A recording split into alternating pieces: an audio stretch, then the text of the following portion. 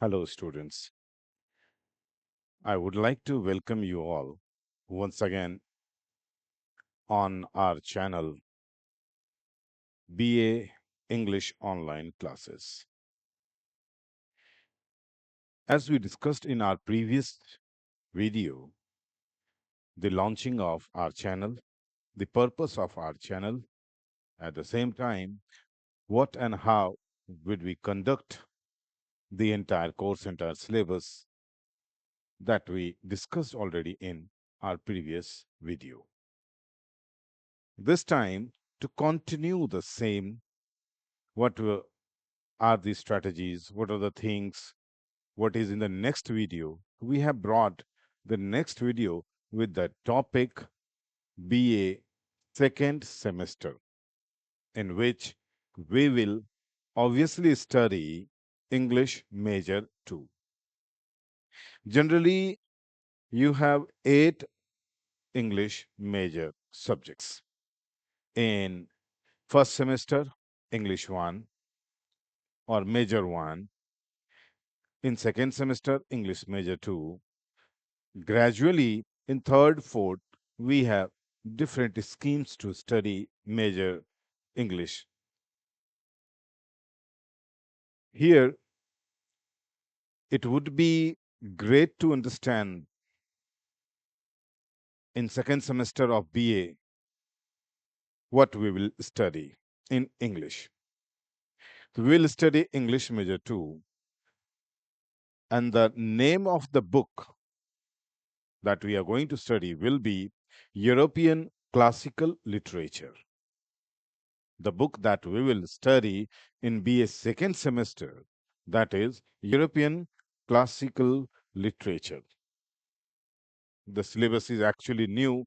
We must know about it, and it has been launched. It has been settled very recently, and for that, it is the third and fourth semester only. So, once again, I will repeat, this is BA second semester, and you are the student of BA second semester. English Major 2, that is the course that we have to study as English in BA second semester. The book will be European Classical Literature that we are going to read, in which there would be 4 units for major. There would be 4 units for major, and this is new syllabus. Here we understand literature. Literature as history, it has also significant types: modern, ancient, medieval, kind of. It has been divided because of the birth of language. The existence of the language is very huge if we calculate it in the ages, in the years. It's been long, hundreds and thousands of years, the language exists on this earth. At the same time, I would let you know English, Hindi, Sanskrit, Urdu, different subjects, different languages have the same nature at the same time. It's not only English is classical, it's not only English is medieval or ancient, but many languages in this world are very old. So, if we learn language as a subject, we have to learn the birth of the language at the same time.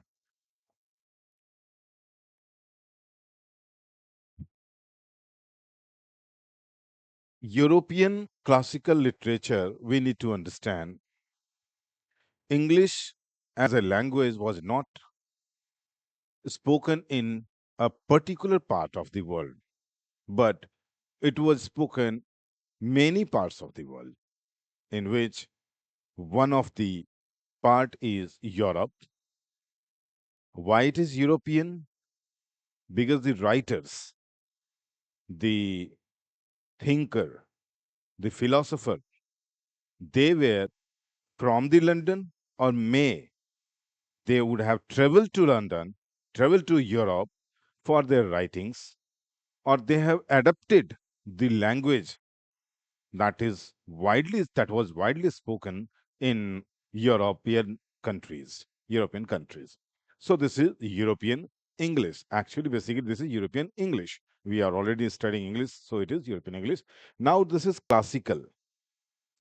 Classical, if we talk it about in Hindi, is paramparagat. परंपरागत, परंपरा बनती है। परंपरा कोई 1 से 2 दिन में नहीं बनती है, इसको बनने में काफ़ी समय लगता है।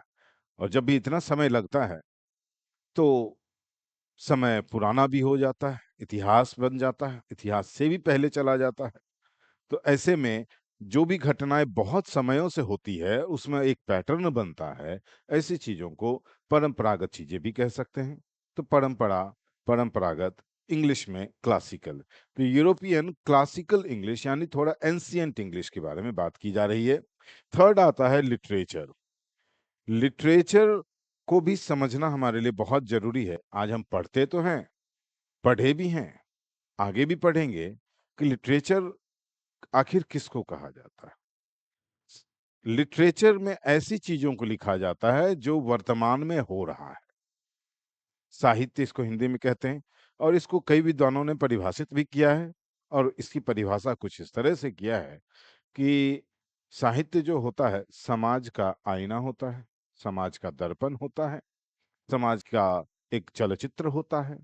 अर्थात साहित्य में वही लिखा जाता है जो समाज में आस-पास चल रहा है, चाहे वो सामाजिक समाज हो, धार्मिक समाज हो, आर्थिक समाज हो, या ऐसी व्यवस्था हो, आर्थिक व्यवस्था हो, किसी भी व्यवस्था को लेकर के जो वर्तमान में चल रहा होता है, उसी को परिलक्षित, उसी को डेडिकेट, उसी को टारगेट कर कर जो भी कथाएँ लिखी जाती है, जो व्यथाएँ लिखी जाती है, जो भी बातें कही जाती है, और वाइडली उसको एक्सेप्ट किया जाता है, तो ऐसी चीज़ को साहित्य कहा जाता है।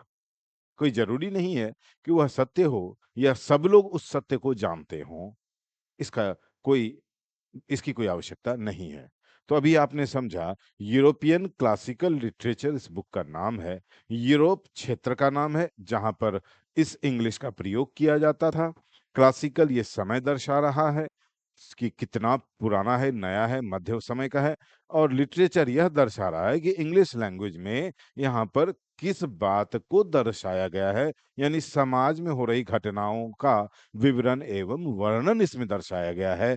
यह क्षेत्र, ये समय और यह टाइप ऑफ स्टोरी, कहानी किस चीज़ की बात है। जनरली समाज में हम जब बात करते हैं, हम अपने इतिहास में भी पढ़ते हैं, और विज्ञान में भी पढ़ते हैं, सामाजिक शास्त्र में भी पढ़ते हैं।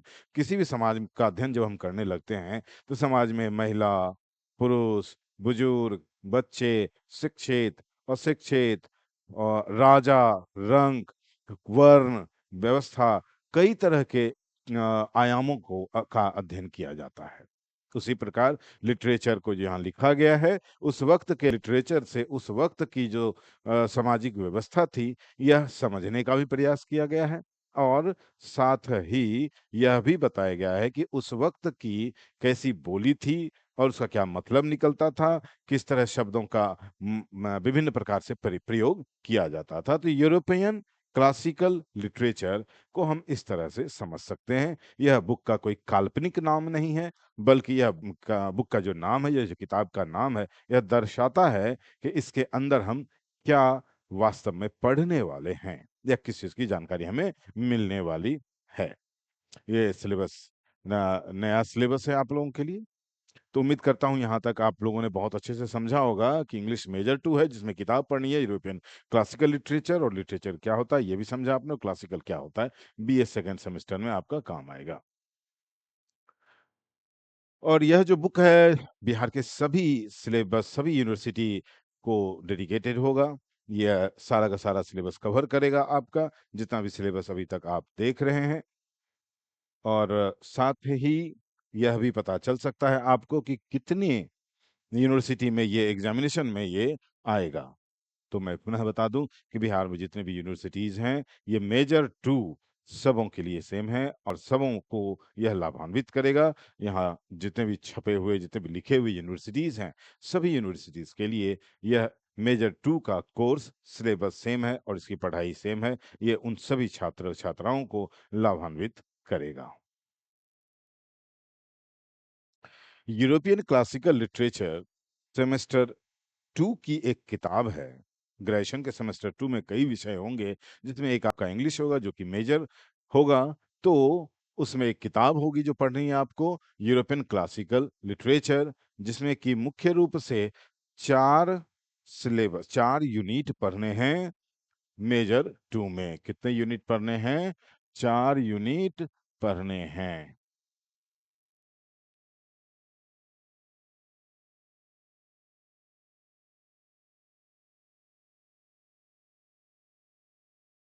टोटल 4 यूनिट्स आपको पढ़ने हैं, जिसमें कि पहला और दूसरा आपके स्क्रीन पर यहाँ दिख रहा है। और इस यूनिट में जो पढ़ेंगे बहुत अच्छे से समझिएगा। दरअसल ये हमें किस रूप में सिखाएगा, एंशिएंट यूरोपियन के या क्लासिकल यूरोपियन के क्लासिकल लिटरेचर के बारे में हमें यह किताब कैसे समझा रहा है, क्या पढ़ा रहा है, और इसकी रूपरेखा क्या है, इसकी रणनीति क्या है, इसकी तकनीकी क्या है। तो ये 4 यूनिट में हम 4 लेखक के बारे में जानेंगे। मूल रूप से 4 यूनिट में हम 4 लेखक के बारे में जान रहे हैं, जिसका कि नाम सभी यूनिट के शुरू में लिखा हुआ मिलेगा आपको, जिसको कि हमने अंडरलाइन भी कर दिया है। जैसे पहले होमर, दूसरा है सोफोक्ल्स। इन ऐसे राइटर्स के बारे में हम लोगों को पढ़ना है।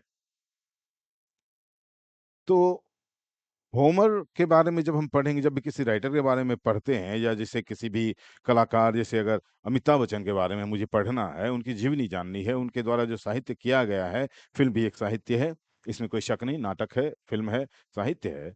तो जब अमिताभ बच्चन के बारे में पढ़ेंगे हम, तो यह भी जानना अनिवार्य है कि उन्होंने कौन-कौन सी फ़िल्में की हैं, कौन-कौन सा ड्रामा किया है, कौन-कौन से ड्रामा में कैसा-कैसा चीज़ दिखाया गया है, और क्या-क्या समाज को मैसेज दिया गया है, किस प्रकार यह मैसेज इतना प्रभावशाली रूप से दिया गया है समाज को, यह दिखाया जाएगा, यह पढ़ाया जाएगा। इस तरह से वो उस कंटेंट को पूरा आप तक पहुँचाया जाएगा। उसी प्रकार यहाँ पर यूनिट 1 में होमर एक राइटर हैं, जिन्होंने क्या लिखा है, कैसे लिखा है, ये कैसे राइटर थे, इन्होंने क्या-क्या लिखा है अपने जीवन में, और इनकी एक लेखनी को भी पढ़ेंगे।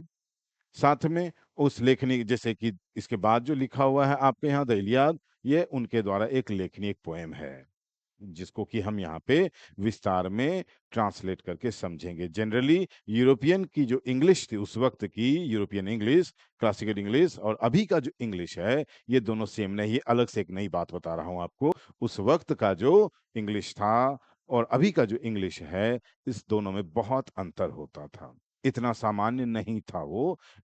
हाँ, वो इंग्लिश ही, अल्फ़ाबेट वही 26 यूज़ हुए थे उसमें भी। उसमें भी फुल स्टॉप, पंक्चुएशन मार्क्स इसी तरह के इस्तेमाल हुए थे, लेकिन वह बहुत पुराना था उस वक़्त के लोकल लैंग्वेज के अकॉर्डिंग। आज जो है काफ़ी विकास हुआ है। इसके कारण उस वक़्त और इस वक़्त के अंग्रेजी के साहित्य में, अंग्रेजी की लेखनी में, इस भाषा में, भाषा को लिखने, पढ़ने और समझने में काफ़ी अंतर आया था।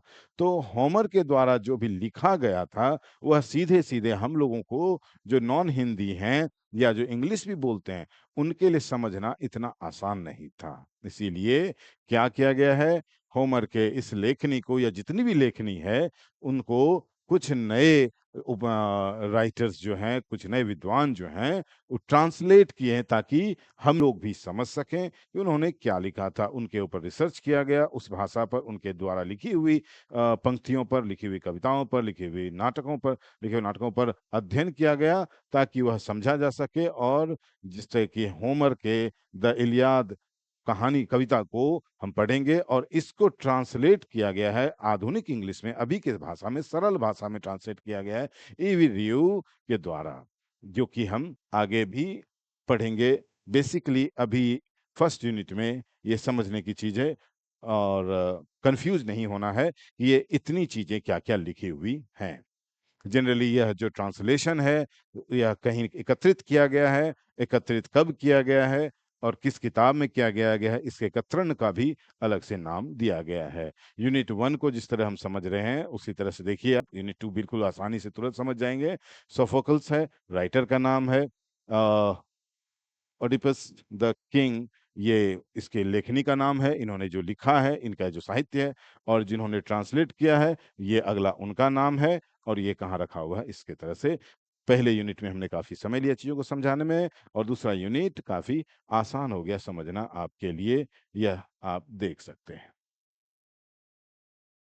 उसी प्रकार यूनिट 3 है जो कि प्लाटो जी के बारे में है, और यूनिट 4 है Aristotle. If we talk about the unit 4, this will be about writer and poetist Aristotle। और इनके कई पोएम्स जो हैं जो कि हम लोग इन्होंने लिखा है, हम लोगों ने कभी पढ़ा भी होगा, नहीं भी पढ़ा होगा, लेकिन इसमें उनके पोएम की व्याख्या भी की जाएगी, समझा भी जाएगा कि क्या कहना चाहते हैं। और इसमें इस पोएम से, इनके द्वारा लिखे हुए इन सभी बातों से हमें एक लाभ होगा कि उस वक्त, यानी जब भी ये पोएम लिखा गया था, उस वक्त के समाज की स्थिति क्या थी, यह हम लोग इमेजिन करने की कोशिश करते हैं। जैसे मैंने पहले ही कहा था, साहित्य जो होता है, वर्तमान में समाज में हो रहे घटनाओं का ही चित्रण और विवरण होता है। इसी प्रकार साहित्य का यह काम हमेशा से रहा है। उस वक्त भी, आज से 50 साल, 100 साल, 200 साल पहले भी जब साहित्य लिखा जा रहा था, तो उस वक्त जो समाज की व्यथा और व्यवस्था थी, वह उसमें परिलक्षित की गई, उसमें चिन्हित की गई, उसमें अंकित किया गया है, नाटक के रूप में, कहानी के रूप में, कविताओं के रूप में, छंदों के रूप में, जो कि आज पढ़ के हम समझ पाएंगे कि उस वक्त समाज कैसा था, समाज में पुरुषों की स्थिति कैसी थी, महिलाओं की स्थिति कैसी थी, बच्चों की स्थिति कैसी थी, अर्थव्यवस्था की स्थिति कैसी थी, विकास और विज्ञान व्यवस्था की स्थिति कैसी थी, यह हम समझ पाते हैं। इसीलिए हम लिटरेचर यानी साहित्य पढ़ते हैं। दूसरा, भाषा जो भी हो, हिंदी, इंग्लिश, उर्दू, इसका प्रयोग किस किस रूप में और कितने बृहद रूप में किया जा सकता है, इसके लिए भी हम लिटरेचर पढ़ते हैं। तो यूरोपियन क्लासिकल में, जैसा कि हमने बताया कि सेमेस्टर 2 का ये किताब है, यूरोपियन क्लासिकल लिटरेचर, जिसमें कि 4 यूनिट होंगे, और चारों यूनिट में 4 राइटर के बारे में हम लोग पढ़ेंगे, और उन 4 राइटर के द्वारा लिखी गई कुछ कविता या कहानियों को पढ़ेंगे, नाटकों को पढ़ेंगे, उसे समझेंगे, उसके आधार पर क्वेश्चन और आंसर का काम करेंगे। यह था आपका डिटेल अभी तक का। और इन सभी डिटेल्स को समझने के लिए, जानने के लिए, और विस्तार रूप से, जैसा कि मैंने बताया, आगे सिलेबस के विस्तारीकरण के बाद, डिस्कशन के बाद, हम लोग इसको पढ़ना शुरू करेंगे, एक एक यूनिट को समझना शुरू करेंगे। इसके लिए हम बने रहें, आपस में जुड़े रहें, आप आपस में एक दूसरे के साथ। इसके लिए आपको सब्सक्राइब कीजिए, शेयर कीजिए, मिलिए और मिलते रहिए। तब तक के लिए thank you very much, and see you soon. Good luck.